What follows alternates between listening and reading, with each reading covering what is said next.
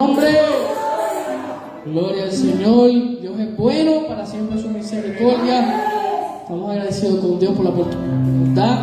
Qué bueno, hermano, que llegó la luz, porque así pues se nos hace más fácil predicar. Así la iglesia, creo, hermano, que no hay ya excusa, porque eso Dios nos entregaron la parte temprano, así que aleluya. No por eso queremos ser extensos, pero estamos, hermano, privilegiados, porque estamos cómodos en un ambiente que podemos quizás tener más libertad. Hay lugares, hermano, que no hay luz, no hay agua, y como quiera se lava más que aquí, poderoso Dios. Se lava con más libertad que muchas iglesias en Puerto Rico.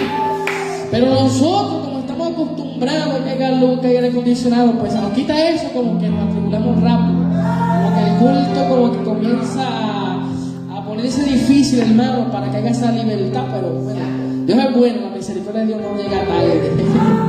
Así que yo les invito a que me acompañen en esta hora. Vamos a estar considerando un verso clave que se encuentra en la Epístola de Santiago, capítulo 2. Epístola de Santiago, capítulo 2. Damos gracias a Dios por el retiro de esta mañana del líder. Estuvo muy bueno, una presencia bonita del Señor, una conferencia, estudio bíblico poderoso, ¿verdad? Con nuestro hermano pastor Brian, y nos edificamos los que estuvimos aquí. Salimos, hermano, edificados. Así que vamos a seguir edificándonos en el Señor con esta palabra. Y vamos a estar buscando Santiago capítulo 2, versículo 26. Poderoso, cuando usted lo encuentre, me responde con fuerte amén. Dice la palabra en el nombre del Padre, del Hijo, del Espíritu Santo. Amén. Porque así como el cuerpo sin el espíritu está muerto, así también la fe sin las obras está muerta. Repito, porque así como el cuerpo sin el espíritu está muerto, así también la fe sin las obras está muerta. Vamos a dar gracias a Dios. Padre bueno, Padre Santo, gracias, Señor, por esta palabra que ha sido leída, la cual va a ser predicada. Te pedimos, Señor, que Santo Espíritu Santo, tomando el control, me pongo en tus manos para que tú tomes, Señor, el control absoluto de este mensaje, que tú edifiques, que tú hables, que tú sanes si tienes que sanar, que tú libertes, que tú salves, que salgamos de aquí, Señor, edificados, dándote gloria, porque solo tú te la mereces. En el nombre de Jesús te lo pido. Amén. Y amén. Puede sentarse. Pero usted siéntase libre si quiere sacarse un aleluya, gloria a Dios. No vamos a dar un estudio bíblico, aunque casi siempre predicamos una enseñanza, pero usted, hermano, siéntase libre, no se cohiba. Dios es bueno, Dios es fiel. Estamos empezando esta semana, así que vamos ahora a predicar bajo el título El Evangelio según Santiago. El Evangelio según Santiago. Y yo quiero decirle que básicamente toqué el verso principal. En alguna, si usted tuviese alguna Biblia de estudio, es muy probable que en el verso clave le aparezca Santiago 2:26. Es el versículo que queremos desarrollar la enseñanza de esta epístola. Santiago, básicamente, para algunos estudiosos, es el primer libro que se escribe en el Nuevo Testamento. Usted sabe que el Nuevo Testamento fue escrito, digamos, se empezó a escribir ya para el año 45 en adelante. Y Santiago posiblemente encabeza esa lista, 45-49. Por eso muchos lo ubican como el primer libro en el Nuevo Testamento. 27 libros hay. Y Santiago, digamos que fue el primero, antes que los evangelios, antes que las epístolas paulinas, antes que el Apocalipsis, antes que el libro de los Hechos. Ahí estaba Santiago. ¿Quién era Santiago? Él era un hermano, medio hermano de Jesús. Posiblemente Santiago era ese tipo de personaje que al principio del ministerio terrenal de Jesús no creía.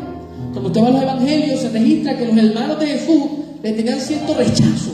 Y posiblemente Santiago estaba entre ese grupo. Pero una vez que nace la iglesia, cuando usted va a Hechos 2, la iglesia nace a través de una investidura de poder. La iglesia nace a través de un derramamiento del Espíritu. Ahí nació la iglesia. Usted puede buscar varios versículos en el Antiguo Testamento y no vas a encontrar, digamos, algo explícito en cuanto a la iglesia. Quizás el término en el hebreo sí aparece, asamblea, ese término está, pero la idea de la iglesia como un cuerpo ligado a Cristo era un misterio. Y eso estaba revelado para estos tiempos.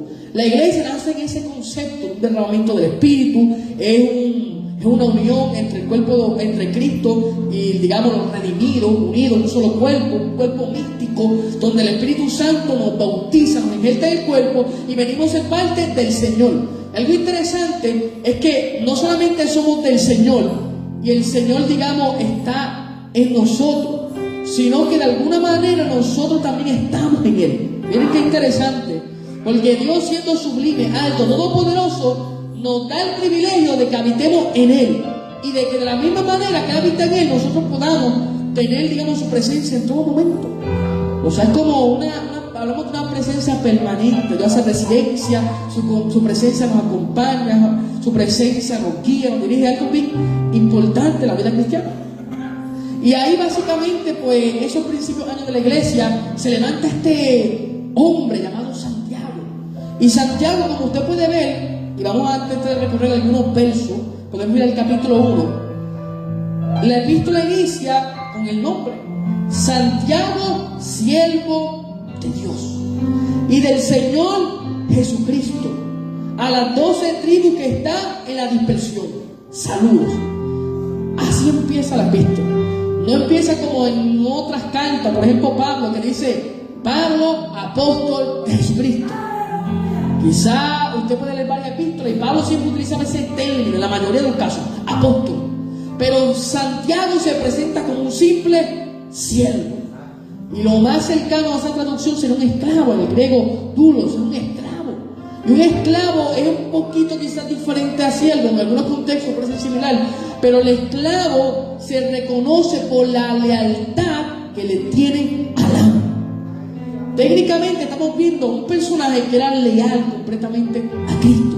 Quizá en su comienzo dudó un poco, pero una vez que recibe el Espíritu Santo, que dice la iglesia, que comienza a ser testigo del poder de Dios, de la resurrección, Santiago fue diferente.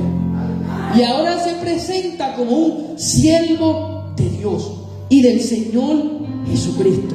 Ese es el título que Santiago utiliza para esta epístola. Y algunas personas como que quizás hay cierto, digamos, debate, porque algunas personas cuestionaban la autoridad. ¿Verdaderamente fue Santiago el hermano de Jesús? ¿Por qué no especificó que era el hermano de Jesús? Simplemente se posiciona como siervo.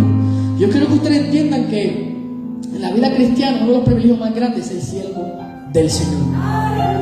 El que es siervo del Señor, y hablo de siervo genuino, también es amigo de Él.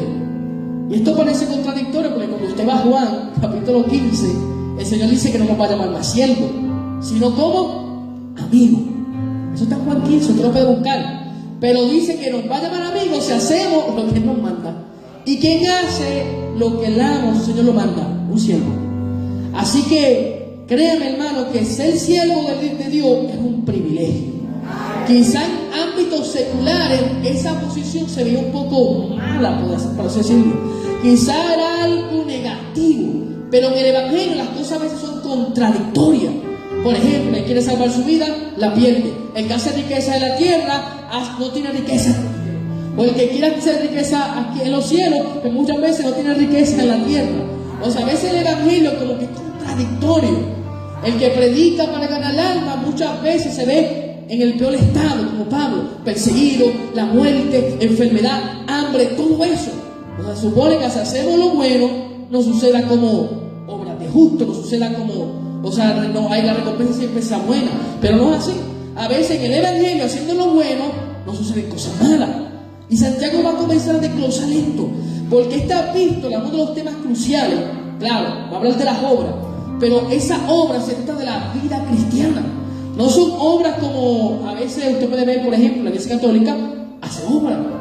Hay varios grupos donde, digamos, las monjas, cada los sábados van, le dan comida a la gente, a los pobres.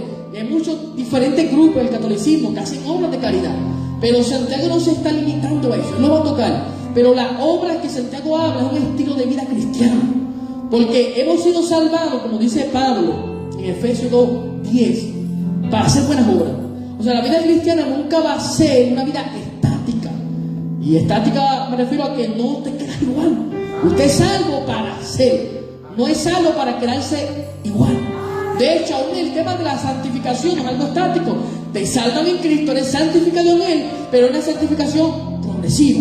Dios te sigue santificando hasta el punto de cuando usted va al último libro de la Biblia, el consejo es: el que es santo, santifíquese todavía. Usted quiere heredar la promesa, usted quiere probar el árbol de la vida, santifíquese todavía. O sea, al final, la vida del cristiano, la vida del evangelio, siempre progresiva, nunca estática, siempre está en movimiento. Y Santiago va a tocar eso, porque al ser la primera epístola, posiblemente Santiago quiere hablar a los cristianos per se. Es decir, es una carta que va a tocar la médula ósea del cristianismo y va a tocar esa vida práctica. Así que Santiago comienza a hablar de las obras, pero antes de hablar de las obras, él va a hablar acerca del sufrimiento. Y cuando desarrollamos lo que podríamos decir la teología de Santiago, lo que le da inicio a este tema, a esta teología de Santiago, es el sufrimiento. Sufrimiento o prueba. Esto es lo que primero Santiago usa para introducir el tema, digamos, del cristianismo, del amor, el sufrimiento. Y yo voy a leer los primeros versos. Santiago capítulo 1-2 dice: tenga por sumo gozo, hermano mío, cuando se hallen en diversas pruebas, sabiendo que la prueba de su fe produce paciencia, y que la paciencia tenga su perfecto resultado, para que seas perfectos y completos, sin que nada les falte. Santiago comienza a hablar de la vida cristiana. Lo primero que utiliza, habla del gozo. Miren qué interesante, porque dice: tenga por sumo gozo, hermano mío, cuando se hallen en diversas pruebas. Y esto vuelve a ser contradictorio, porque si usted tiene prueba, lo menos que usted debería tener es gozo. ¿Es lo menos? Si usted está en prueba, posiblemente porque está en escasez, está en enfermedad, está en tribulación, está en pleito, ha tenido conflicto, por alguna razón de la que quizás le mencioné o otra, vienen las pruebas. Alguna razón de esa. Quizás porque en el trabajo le están haciendo la guerra, quizás porque un familiar cercano le está levantando un falso testimonio. Todo esto trae conflicto, trae guerra, y esto se convierten en pruebas, se convierten en aflicciones. Pero Santiago comienza a decir que tenemos que estar con una actitud de sumo gozo. Y algo interesante que dice: cuando nos hallemos en diversas pruebas, tenemos que entender que estas pruebas producen paciencia. Y la paciencia es una de las características principales que da Pablo cuando habla del amor. De hecho, algo interesante es que en mi traducción, yo estoy utilizando la Nueva Biblia de la América, cuando usted va a 1 Corintios 13, Pablo comienza a dar características del amor, él lo define. Y la primera característica que Pablo utiliza, por lo menos en la Reina Valera del 60, creo que la traducción que la mayoría de los hermanos tiene, es que el amor es sufrir. Así Pablo comienza a describir el amor. Pero en mi traducción, Pablo dice: el amor es paciente, es lo primero. O sea, la paciencia y el sufrimiento de alguna manera están conectados. Porque el que es paciente va a tener que experimentar la aflicción. El que es paciente va a ser probado. El sufrimiento va a ser una de las herramientas que Dios usa para que la paciencia se perfeccione. No puede haber una paciencia completa o plena sin sufrimiento, sin aflicción. Ahí se prueba la paciencia. Y lo interesante es que todo esto está ligado ¿a qué? A la fe. La fe, como Pedro, de hecho, en su epístola describe esto. La fe tiene que ser probada, pasada por el fuego. Y el fuego es un elemento que en la Biblia se utiliza de diferentes formas. El fuego mayormente nosotros lo asociamos con castigo. Lo asociamos, digamos, quizás con juicio. Pero en la Biblia casi siempre aquellos que hacen el bien, el fuego le ayuda, o sea, no le resta, le suma. Y usted puede ver el caso, por ejemplo, esto lo hablé el martes, estamos hablando del tribunal de Cristo, y hablamos de las obras, de hecho. Y cuando utilizamos el caso de los jóvenes hebreos, estos jóvenes hebreos, eso se predicó la semana pasada, los jóvenes hebreos tuvieron que tomar una decisión. Ellos no eran cristianos, per se. O sea, ellos quizá eran un tipo de lo que era el cristianismo, porque estaban en un lugar extraño, Babilonia, y tenían que darle culto al Dios verdadero, a Yahvé, a Jehová, su Dios. Sin embargo, se encontraban bajo un imperio que tenía otro Dios, otro sistema. Y ellos tienen que tomar la decisión de poner su fe en alto o simplemente rendirse al sistema. Y cuando usted ve la historia de estos jóvenes hebreos, ellos deciden ser diferentes, porque su fe, sus convicciones le daban la oportunidad, digamos, de demostrar que había un Dios verdadero. O sea, su fe era una fe genuina. a través de su fe en Dios, ellos puedan demostrar que existía un Dios real, que Dios de Israel era un Dios verdadero. Ellos deciden no contaminarse con la comida del rey. Usted sabe esa historia, creo que la mayoría la hemos leído. Y en ese contexto de Daniel capítulo 1 es interesante porque ellos no comen la comida, salen victoriosos, salen bien delante de, digamos, de la gente, porque esa comida los puso a ellos más brillantes, digamos, su cuerpo, su cuerpo físicamente estaba más robusto que los demás, que aquellos que comían la comida del rey. O sea, físicamente estaban más fortalecidos, estaban en mejor condición física. Y Dios básicamente poniendo en alto, lo estaba respaldando, pero aún haciendo el bien, demostrando que su fe era genuina. ¿Qué fue lo que le esperó? Un horno de fuego. O sea, su fe como quiera tuvo que ser probada. Ellos dijeron, bueno, le servimos al Dios verdadero, pero ahora llegó el momento, en el capítulo 3, que esa fe va a ser puesta a prueba. ¿Y dónde se prueba la fe? En el fuego. Y lo interesante es que esa fe, cuando se prueba, los jóvenes dijeron, bueno, nosotros sabemos que nuestro Dios es poderoso para salvarnos, pero si no lo hace como quiera, le vamos a servir. No nos vamos a postrar ante el sistema, ante Babilonia, no nos vamos a postrar, porque su fe era genuina. Pero aún así, usted ve la historia, fueron puestos en el fuego. El fuego no los pudo destruir. De hecho, en el fuego se aparece un cuarto personaje. La Biblia nunca registra que los jóvenes lo vieron. Sin embargo, los que estaban allá en la corte veían un cuarto personaje. ¿Quién era ese? Era Cristo, era una teofanía. Allí estaba el Señor. Ellos no lo sabían, pero lo que sí sabían era que el Dios verdadero lo estaba guardando. No lo estaban viendo, pero sabían que el fuego no lo estaba quemando. ¿Qué pasa? Nabucodonosor se asusta, envía a sus secuaces, aumentan el fuego 7 veces más, y el fuego destruye a los malos. A los justos no les hizo daño. De hecho, los purificó, salieron más brillantes. Pero a los malos los quemó. O sea, el fuego es bueno. El fuego santifica. El fuego demuestra que la fe es verdadera. Y cuando el creyente pasa su fe por el fuego, la fe sale a reducir si es verdadera o falsa. Ahí se demuestra cuán leales somos a Dios. Así que el fuego no siempre es negativo. Y la Biblia y Santiago desarrolla esto, él quiere que la fe sea genuina. Por eso comienza a hablar de las pruebas, de los sufrimientos. Porque la vida cristiana siempre ha estado ligado a sufrimiento. Y no estamos hablando de que no hay gozo, no estamos hablando de que aquí no se pasan buenos momentos, no. Pero la vida cristiana implica, hermano, experimentar, digamos, las aflicciones del Señor. Implica negarnos muchas veces de cosas que nos gustan, pero que no nos dan, digamos, no nos ayudan para el crecimiento espiritual. Hay cosas que usted puede, y quizás yo le haga una lista grande, de cosas que no son malas, pero yo creo que posiblemente no le ayuden a crecer. Hay un sinnúmero de cosas que usted puede hacer, y cuando usted viene a ver, lo que hace es robarle el tiempo a Dios. A veces le hace que su fe mengüe, o si no, a veces lo confunde, lo desvía de alguna manera. O sea, hay muchas cosas que al final no ayudan a nuestra fe. Pero en esta epístola el sufrimiento es clave, la prueba es clave, y todo esto tiene también un aspecto escatológico, que es uno de los segundos temas que más se resalta en Santiago, es la escatología. Santiago, que es una epístola corta, de hecho una de las más cortas entre muchas epístolas que hay, uno de los temas que predomina es la escatología. Y usted puede ver, por ejemplo, me puede seguir, en el versículo 12 hay una bienaventuranza y dice: bienaventurado el hombre que persevera. ¿Bajo qué? Bajo la prueba. Porque una vez que haya sido aprobado, recibirá la corona de vida que el Señor ha prometido a los que le aman. Imagínense que la prueba está ligada a la vida eterna. Imagínense el nivel de importancia de la prueba.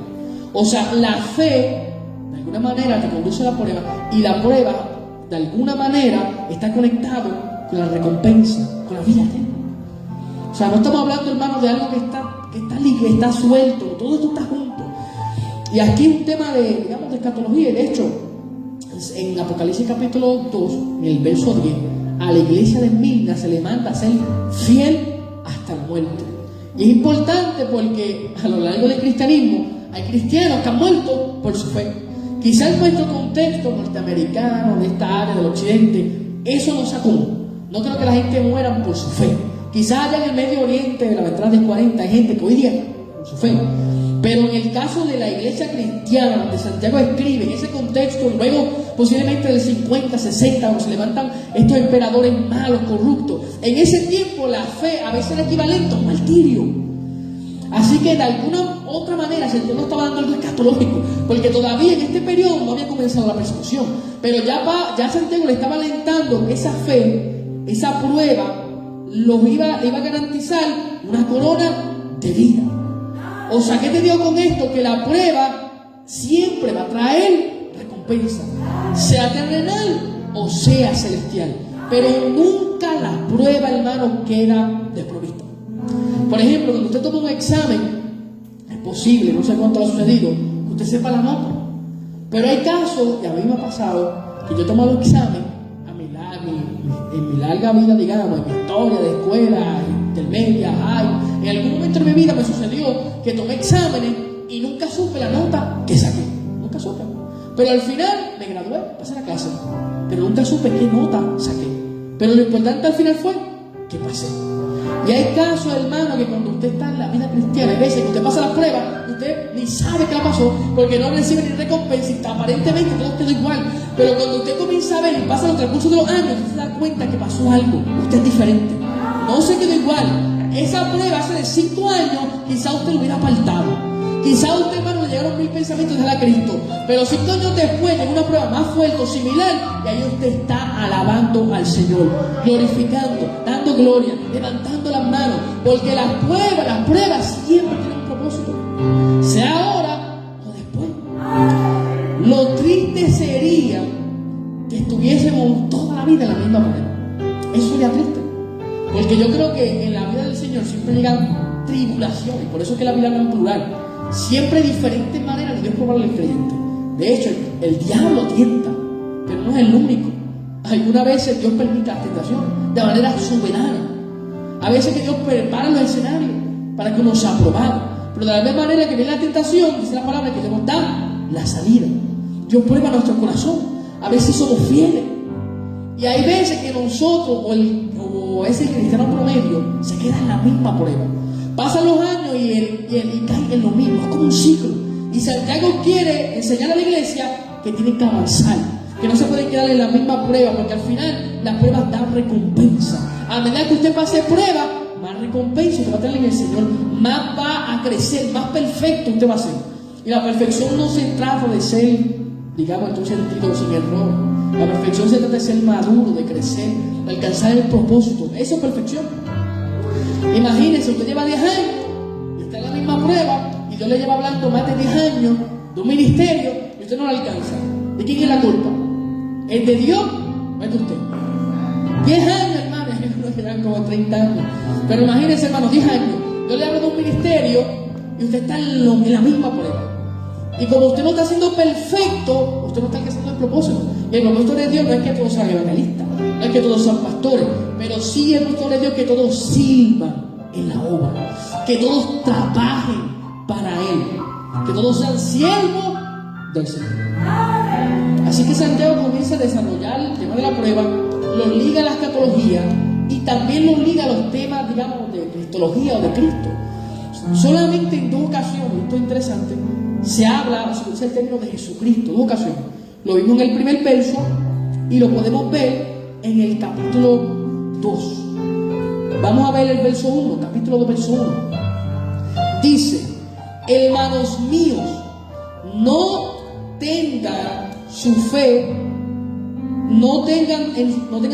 en nuestro glorioso Señor Jesucristo con una actitud de favoritismo. En alguna traducción habla de acepción de persona. Esto lo está diciendo, que nuestra fe en nuestro Señor Jesucristo no sea haciendo acepción de persona. Y de hecho, vamos a retroceder un poquito para que usted vea el contexto. Santiago 1, 26, 27 dice: si alguien se cree religioso, pero no refrena su lengua, sino que engaña a su propio corazón, la religión de tal es vana. La religión pura y sin mancha delante de nuestro Dios y Padre es esta: visitar a los huérfanos y a las viudas en sus aflicciones y guardarse sin mancha del mundo. Mientras yo leía este versículo, yo decía, ¿cómo le puedo resumir este versículo? Y me llegaron dos palabras: amor y santidad. El amor te lleva a tener misericordia de los huérfanos y de las viudas. Y la santidad te lleva a apartarte, separarte de ese sistema humano. Y estas dos cosas tienen que estar ligadas. Y cuando estas dos cosas están ligadas, se supone que nuestra fe en nuestro Señor Jesucristo se hace sin acepción de personas. Porque a veces, hermanos, se nos olvida que la clave para servirle al Señor es servirle a otros. Para amarlo a Él, tenemos que amar al prójimo. Usted puede buscar eso y reforzarlo en 1 de Juan, el apóstol del amor. Él nos dice que es imposible que amemos a Dios, a quien hemos visto, cuando estamos ignorando al prójimo, cuando no lo amamos. Por eso Juan enfatiza que el amor sea sin fingimiento. Bueno, Pablo dice eso. Juan utiliza otras palabras. Dice que nos amemos de palabras, no de palabras, sino de hechos y verdad. ¿Y cuáles son esas verdades? Un amor genuino al prójimo, donde nos preocupamos. Pero a veces, hermano, y esto hay que decirlo, a veces nosotros somos bien tremendos cuando hacemos acepción de personas. Porque es fácil amar al hermano que me ayuda, es fácil amar al hermanito que siempre está ahí, que me da la mano. Pero aquel que me ha fallado, aquel que de alguna otra manera, no sé, me hizo la guerra algún día, habló mal de mí, a ese hermano le damos de codo. Y la palabra dice que nuestra fe en nuestro Señor Jesucristo sea sin acepción de personas. Y aquel que te hizo la guerra, hermano, usted tiene que amarlo igual. No estoy hablando de tener, digamos, la misma comunión o digamos, quizá la confianza, no. Eso es donde se construye y se gana. Pero cuando hablamos de amor, la iglesia tiene que aprender a amarnos unos a los otros. La fe genuina se prueba en el amor. Y hay veces cuando nosotros hablamos en términos cristianos, específicamente quizás nuestro marco pentecostal, yo creo que a veces estamos escasos del tema del amor. Y esto es algo que yo diría que se puede hasta encontrar en la Biblia. Usted va a la iglesia de Tiatira, que es una de las iglesias más malas, fornicaba, tenía culto a los ídolos, y Cristo le resalta que tenía amor. Obras posteras mayores que la primera. Le dice que tenía fe. ¿Y quién se lo dice? Mira el versículo, vea a Apocalipsis 2.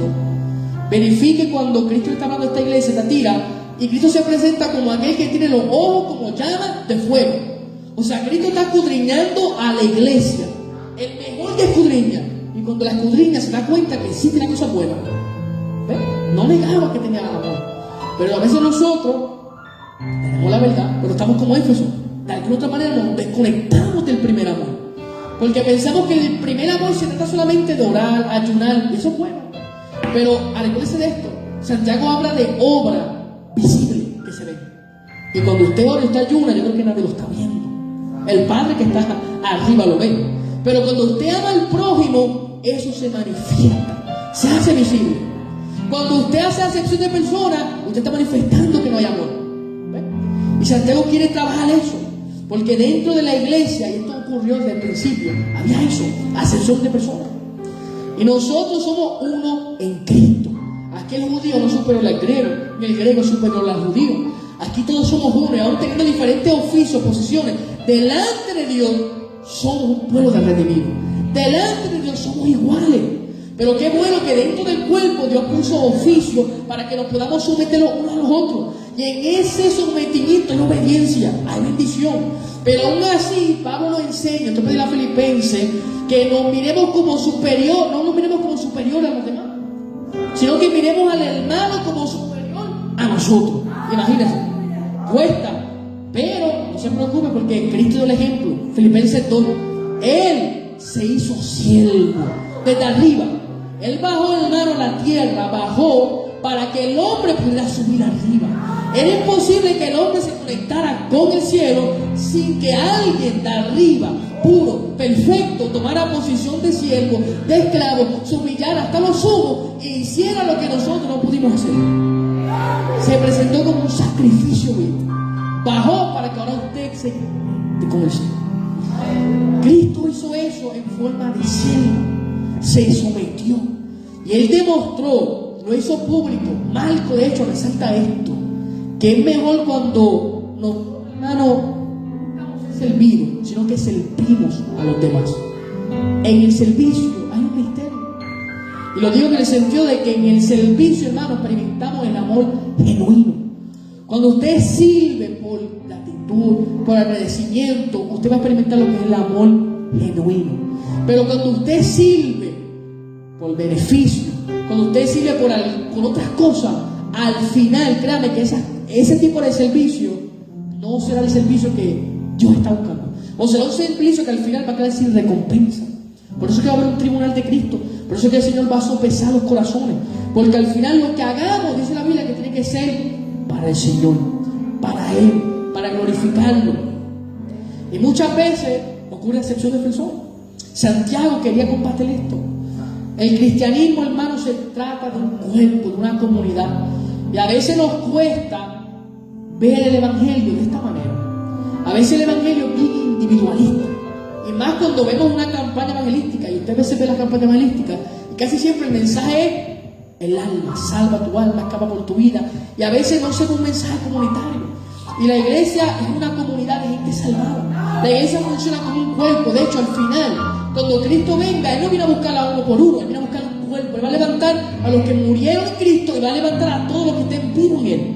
O sea, al final la salvación es así, es un cuerpo, un pueblo. Y a veces nosotros cuando hablamos de la salvación solo se trata de un tipo de escapismo, de escapatoria, de mi vida, de mi alma, ¿no? Aunque el alma es importante, claro que sí, es eterna, el Señor no quiere que usted se pierda, pero al final Dios quiere salvar un cuerpo, un pueblo. Por eso es que el Señor nos está exigiendo que nos amemos los unos a los otros. Porque el que ama permanece en Dios. Y así usted permanece en Dios, cuando Cristo venga, usted se va a coger. Pero si usted, hermano, no está practicando el amor, está practicando el favoritismo, la acepción de personas, usted sin darse cuenta por estar alejándose de la fe verdadera. Y Santiago va a combatir eso. Así que una de las cosas que va a resaltar, no solo en la cristología, que hubo un caso, menciona a Cristo, sino que Santiago va a mencionar aquí la piedad y la pobreza. Es importante, hermano, vivir una vida de piedad. Y también es importante la pobreza. Y esto tiene que ver por dos sentidos.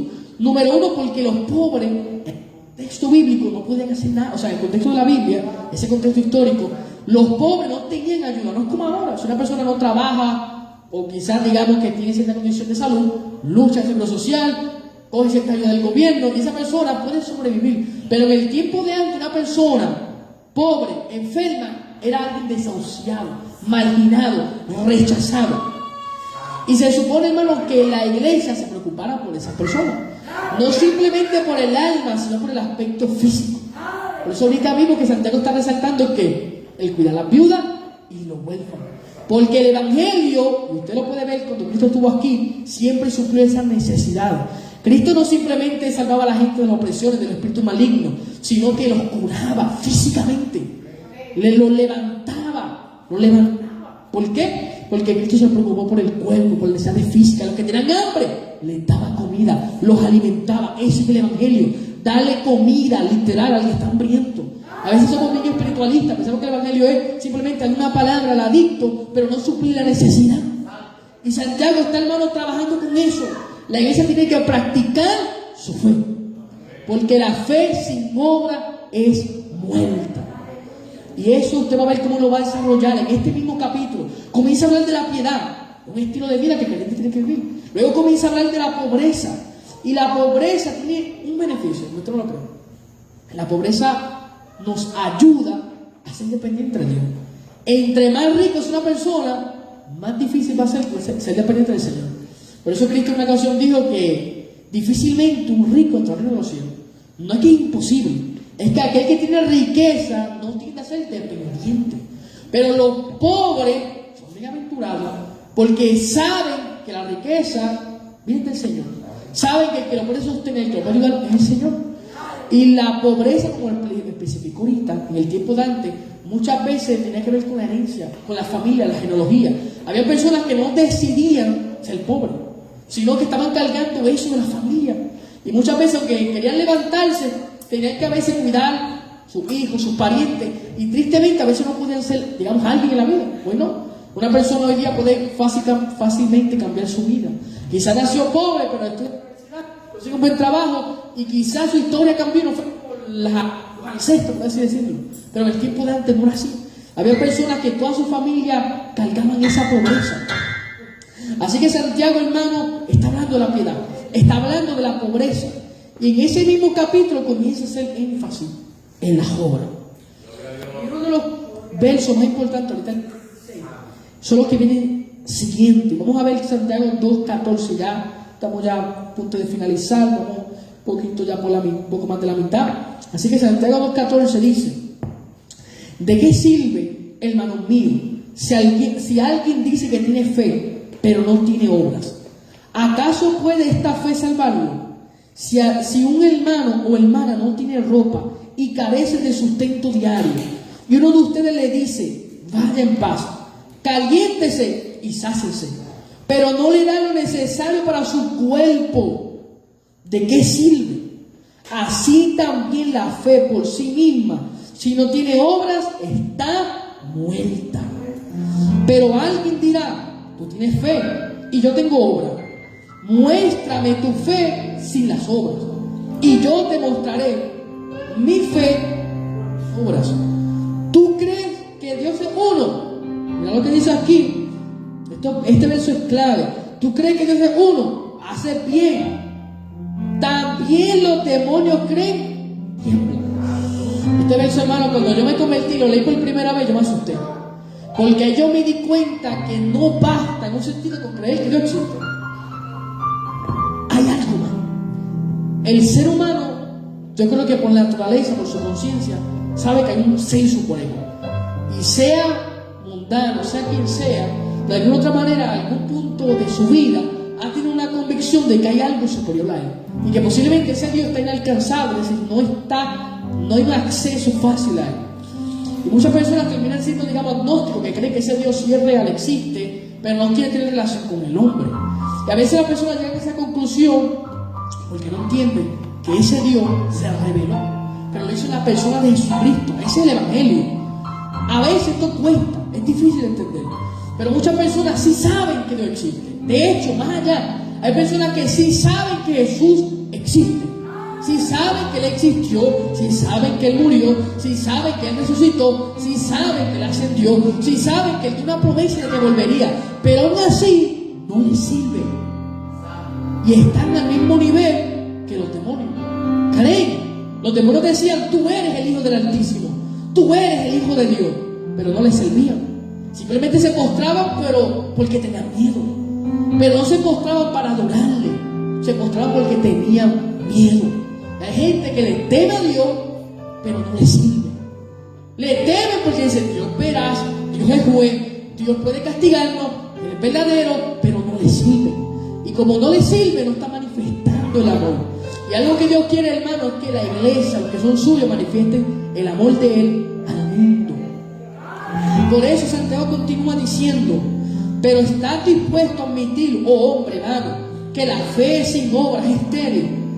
¿No fue justificado por las obras Abraham, nuestro padre, cuando ofreció a su hijo Isaac sobre el altar? Ya ves que la fe actuaba justamente con sus obras, y como resultado de las obras, la fe fue perfeccionada y se cumplió la escritura que dice: Abraham creyó a Dios y le fue contado por justicia, y fue llamado amigo de Dios. Ustedes ven que el hombre es justificado por las obras y no solo por la fe.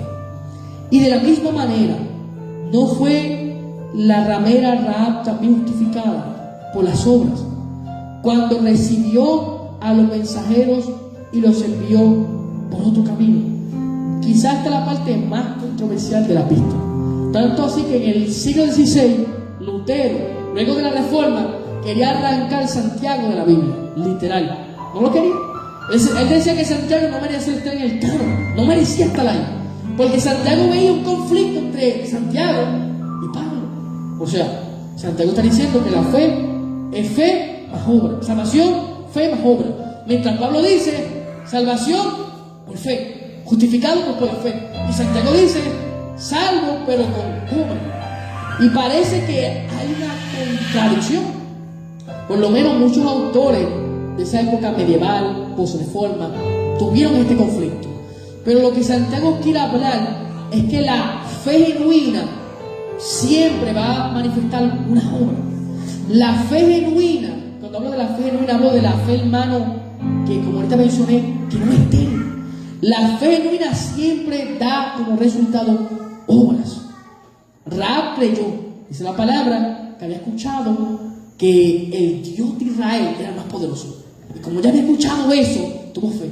¿Y cuáles fueron las obras? Guardó a los espías. Pero antes de eso ya había creído que el Dios de Israel era el Dios verdadero, pero lo manifestó con obras.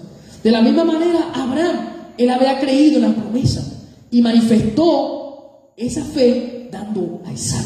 Pero él ya había creído que Dios era poderoso. El escritor de Hebreo enfatiza eso. Así que al final no se trata, hermanos, de que somos salvos por fe y obras, como a veces se ve en el catolicismo, sino que siempre la fe genuina tiene obras, siempre están juntas. Así que ya básicamente, para ir resumiendo, Santiago, hermano, va a entrar en un tema ya, digamos, un poco profundo.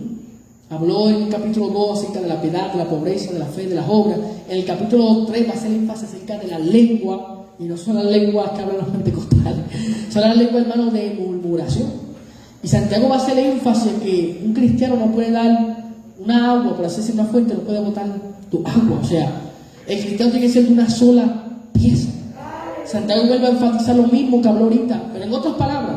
Ahorita utilizó el ejemplo del favoritismo, ahora va a utilizar el ejemplo de la lengua, el ejemplo de la fuente que no puede dar dos aguas. Todo esto reta al creyente que sea de una sola pieza, que tenga una sola fe, una fe que manifiesta obras genuinas. Esto es lo que va a hacer Santiago.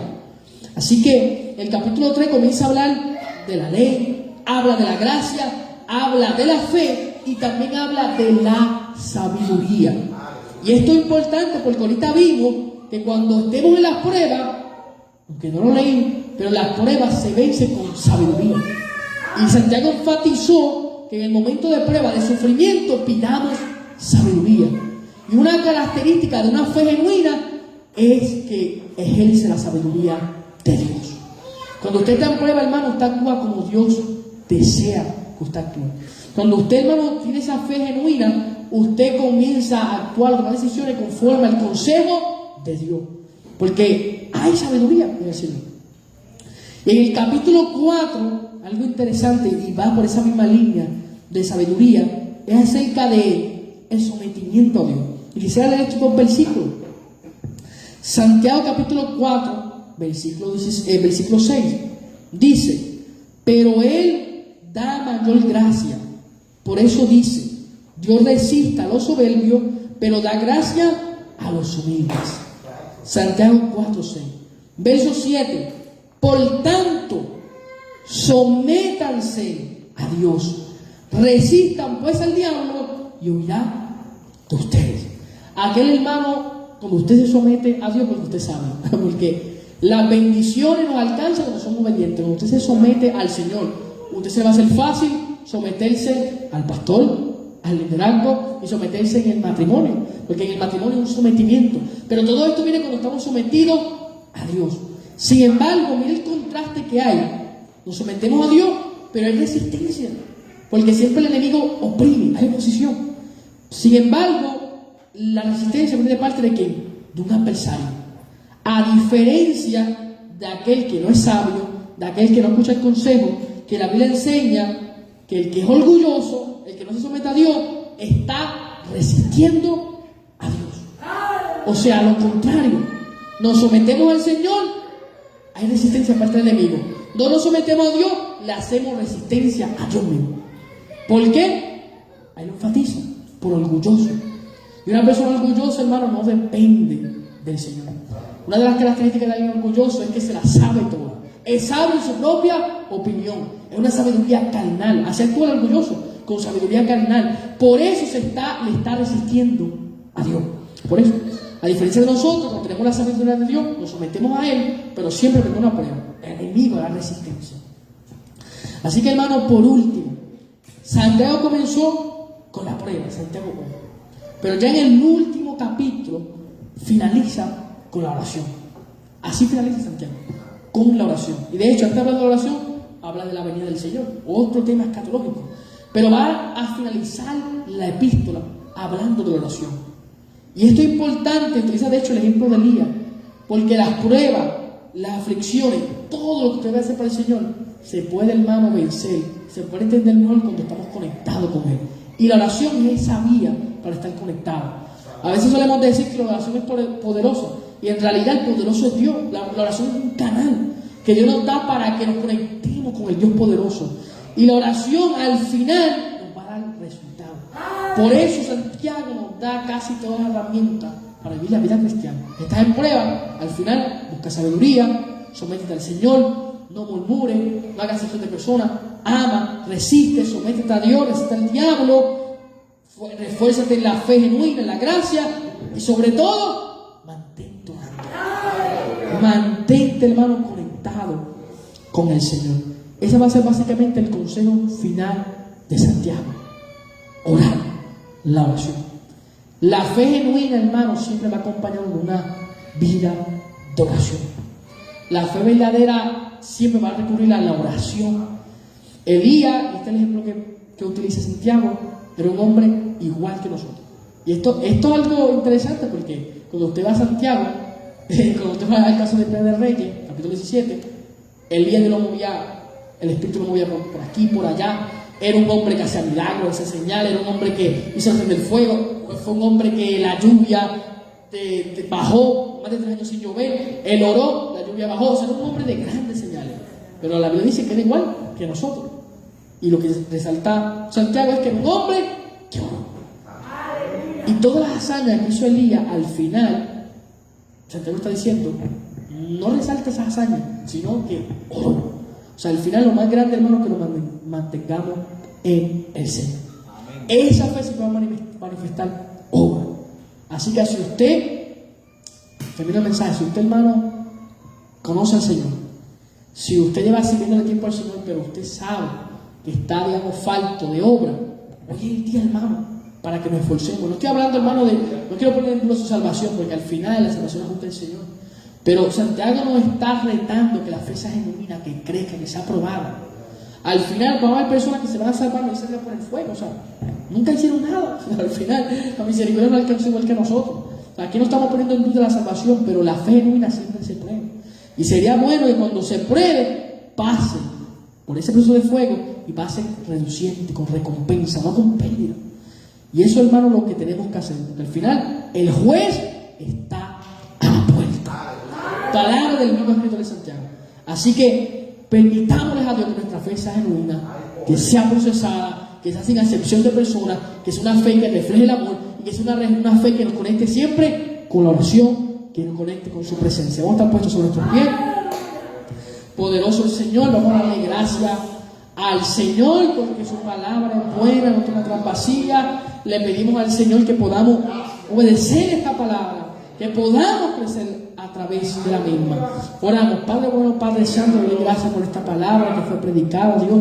Si hubiese algún hermano con necesidad, Señor, aleluya, te pido que seas tú, Señor, obrando en su corazón. El altar, Dios, está abierto, Dios, puede pasar, Dios. Estoy dispuesto a orar por cada hermano, Señor, que necesite realmente la oración. Tú nos conoces mejor que nadie, Padre. Tú escudriñas los corazones. Tú sabes, Señor, la necesidad. Tú sabes la urgencia de ser perfeccionado. Aleluya. Tú sabes la urgencia de que nuestra fe, Padre, dé testimonio en cada momento, Dios. Te pedimos que nos ayudes, Señor. Que nos ayude a ser perfectos.